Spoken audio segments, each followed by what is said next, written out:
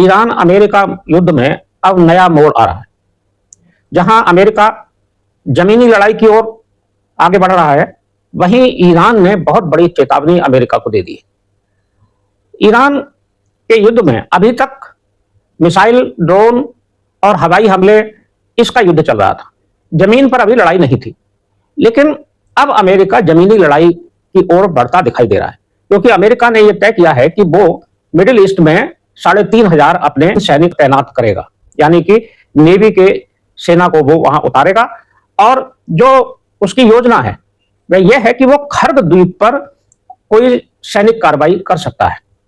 खर्ग पर जो ईरान का एक बहुत बड़ा केंद्र था तेल उत्पादन का, और वहां उसकी नेवी भी थी। अमेरिका और इजराइल ने बहुत बड़े अटैक करके, बहुत ज्यादा अटैक करके उसको एक तरह से नष्ट कर दिया है और बहुत नुकसान हुआ है। लेकिन यह रणनीतिक रूप से यह द्वीप बहुत महत्वपूर्ण है। खर्ग द्वीप ईरान के कब्जे में है, ईरान का ही हिस्सा है वो, और उस पर उसकी सेना भी तैनात रहती है। तो खर्ग को अमेरिका एक तरह से अपने कब्जे में लेना चाहता है। इसके लिए जरूरी है कि जमीनी लड़ाई लड़ी जाए।